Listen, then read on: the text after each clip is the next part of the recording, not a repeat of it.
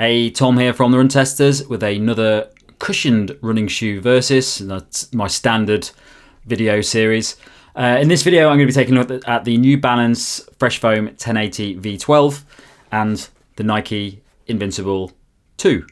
Big thanks to Sport Shoes for supplying me with the test version of the Invincible 2 so I can make this versus video. If you want to click in the link in the caption below, you can go through to the website and find out more about the shoe. Thanks Sport Shoes, and let's jump in and take a look at these two shoes.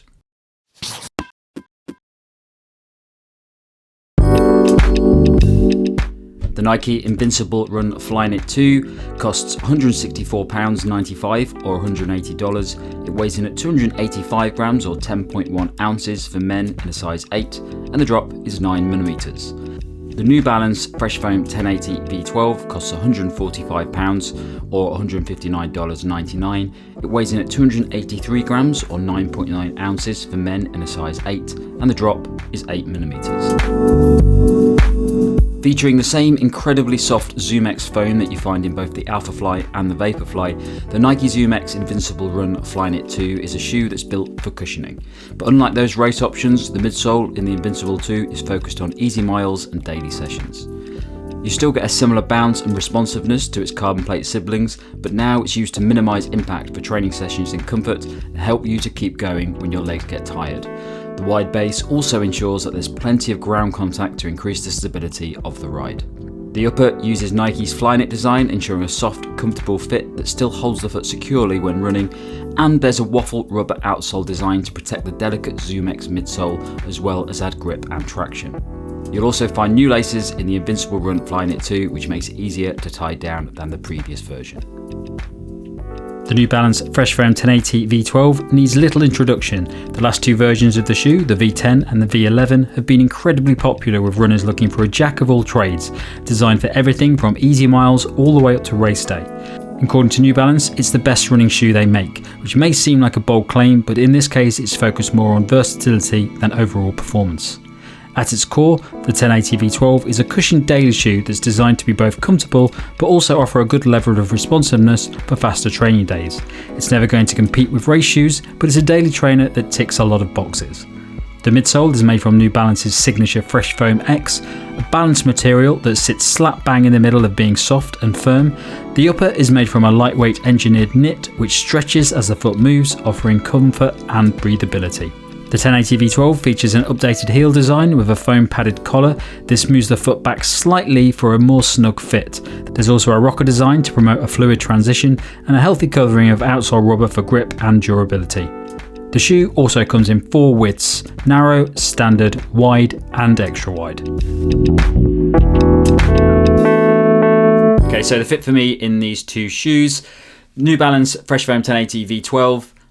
I've always gone true to size in this shoe, but there's been an update made in the 1080 V12 in the heel section where it does move the foot back a little bit further. So what I've actually found in this shoe is that there's a bit of extra space in the front of this. So I would possibly say size down half a size in this shoe because there is a bit of too much toe room for me in this shoe. Other than that, the upper of the 1080 V12 is this sort of sock-like mesh material, so it expands with the foot. So even if you've got slightly wider feet, it's sort of okay because it sort of stretches out a bit. So yeah, the 1080 V12, I would probably go down half a size. The Nike Invincible 2, I would say stick true to size. It's a very comfortable shoe. I've never had any issues with this or the previous version, and I definitely wouldn't size up or down in this shoe. So these are two shoes that are probably going to crop up in your searching if you're looking for easy day shoes or daily mile shoes where you want a shoe that's got a nice bit of cushioning on it and sort of cover you for all of those miles that you're doing in comfort. But they are two very different shoes. The New Balance Fresh Foam 1080 V12, I've been using the 1080 series since the 10, so the 10s, 11 and 12s. And back 2 years ago when the V10 was released, I did think it was a very good shoe. It is a good balanced shoe.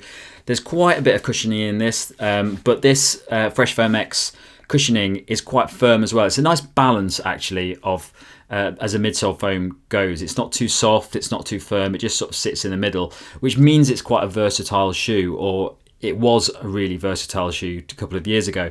And a lot of people would use the 1080 series for everything. It would just be a one shoe that would sort of tick all the boxes. I know people that have done London Marathon who have bought this shoe. It's the first time they've done a marathon. They wanted one pair of shoes to do all their training in, and they wanted to run the marathon in it. And I think it's a good shoe for that, because that nice balanced midsole foam means that you can. It's very protective on the legs. It's cushioned enough to do your easy miles, but it's also versatile enough to go a little bit faster in. So unless you're planning on going for like a sub 3 PB, if you want to do the marathon and sort of finish it, get an all right time that you're happy with, but without really going all out, this is a good shoe to do it in, and you only have to buy one shoe for doing that. But what I would say about the New Balance V12 is that not a lot has changed since 2 years ago when the V10 was released. And the V10 was pretty good because there wasn't a lot of competition when it came down to those sort of versatile daily training miles. There's a lot more competition out there now, and because not a lot has changed in the V12, I'd say there's loads more shoes that do what this shoe does, probably a bit better. Shoes like Saucony Endorphin Speed 3, it's got a plate in it. It really veers more towards that faster running, but it really can deal with easy miles as well. Definitely a lot better at the fast stuff than the 1080 V12. Probably not quite as good as the slower stuff, but it will do the job. So if you're really focusing on one shoe to do everything and you want to go and do a race and get a good time, that's a far better option than the 1080 V12. The Nike Invincible 2, there aren't really many changes from the Invincible 1. This is a really interesting shoe, and its modus operandi is that softness and that bounce that you get from the ZoomX midsole foam. The ZoomX midsole foam is the same stuff that's used in the Alphafly and the Vaporfly. It's really, really bouncy. It gives you a lot of energy return. In those shoes, it's used a little bit more sparing. It's alongside a plate, so you get this really propulsive bounce that combines with the plate to make them a really fast, efficient shoe for running. In the Invincible 2, there's no plate. They've just stuck in loads more of that ZoomX foam to just give a nice cushioned, bouncy experience for all of your daily training miles and easy runs.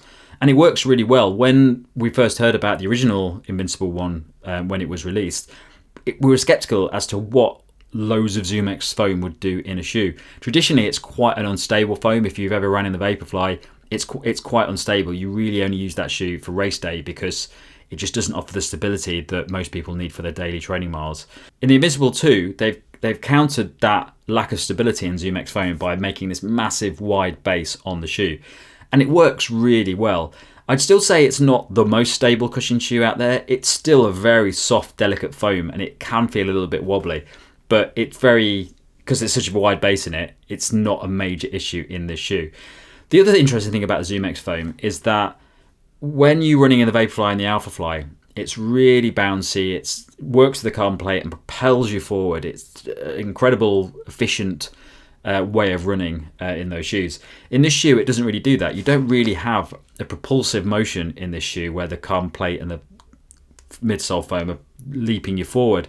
Instead, it's more designed to minimize that impact and just make for a really comfortable, cushioned ride. But you do get a bit of bounce as well, so it does help you as you're running, and there's easy miles. This shoe is fantastic for if you're just running along and you get a bit tired.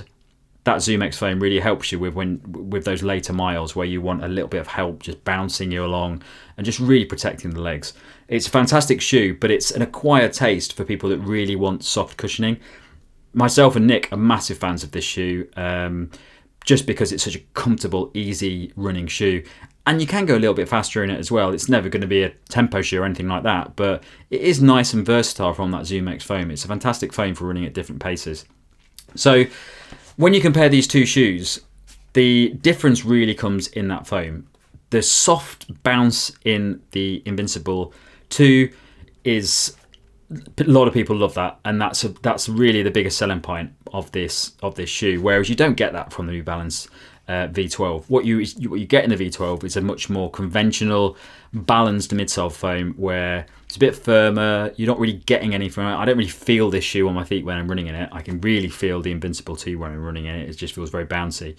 But it's entirely up to what you want as a runner, because I would always opt for this over this shoe. But there are times where I've ran in this shoe and it's actually probably been more productive for my running because I wanted to go a little bit faster and I wanted something a little bit firmer. So if you're looking for an easy day shoe, I think the Nike Invincible 2 is probably the best one to go for.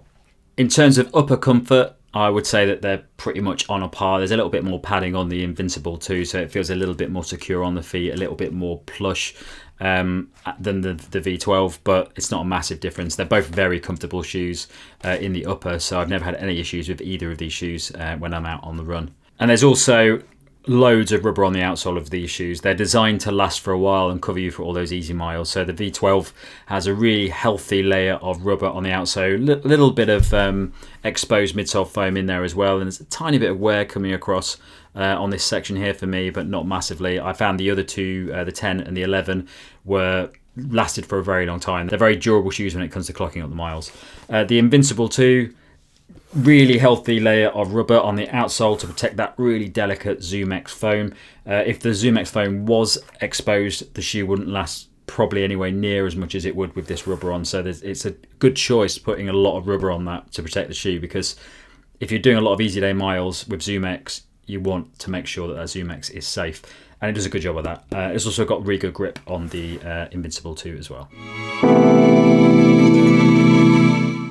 So my verdict on these two shoes, I think the Invincible 2 is a fantastic shoe. It's the softest cushion shoe you can get out there at the moment. If you really want softness, if you really want comfort, if you really want to feel like your legs are nice and fresh at the end of a run with impact to minimize as much as possible, it's probably the best shoe out there. There's not many shoes out there that compare with this. Something like the New Balance More V3, which is one of my favorite cushion shoes at the moment, and maybe the Triumph 19 and the soon to be 20 are other options out there, but they're not as soft as this shoe. This is really the softest option you get out there. So if that's what you want, and I know Jane loves the experience of this shoe, I think it's one of her favorite shoes of all time. It's because of that softness. It's such a comfortable, enjoyable shoe to run in. And if you're going out for those runs where you're doing easy miles, you really don't want to go and you just want to feel comfortable, this is a great option for it. The New Balance Fresh Foam 1080 V12, there's not really a lot going for it these days. It used to be a very good balanced shoe when compared with the other options out there. You've got a nice bit of cushioning, but you could run a little bit faster in it. Nowadays, there are better options out there. I think it's probably a limited shoe, and it's probably due a bigger upgrade in the future, because I think it's sort of falling behind the other shoes out there at the moment. It's still not a bad shoe. It's a very good general trainer that can tick a lot of boxes, but you're not going to get a lot out of it. It's solid and reliable. I still know a lot of people who run in this shoe and the earlier versions, but really it's for those people that just want a conventional style shoe that is just going to do a lot of stuff, but without being amazing. It doesn't really excel in any area anymore. It's not bad in any area either. It just doesn't do anything particularly impressive like the Invincible 2, which is incredibly bouncy and incredibly soft. The other thing I would say about both of these shoes actually is that the changes in these two versions of the shoe are minimal. If you're going to buy one of these shoes, probably look at the earlier versions, because you can probably get them considerably cheaper at the moment, and the changes in these versions are minimal. The Invincible is almost identical to the original, and as I said, the 1080 V12, not much has changed in this shoe, so well worth looking at the older versions of both of these. If you are, however, looking for a really versatile daily training shoe, definitely look at the Saucony Endorphin Speed 2 or the new 3 that's just come out, but the 2 is equally as good shoe, so if you can get that cheaper, well worth a look at that as well. That's it from me. Thanks a lot for watching. Don't forget to like and subscribe and click that little bell icon, and check the channel out for all the other videos you've got from the latest road and trail shoes, as well as running headphones and watches out at the moment.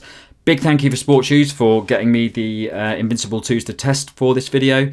And also don't forget that we also launched our monthly podcast a few weeks ago.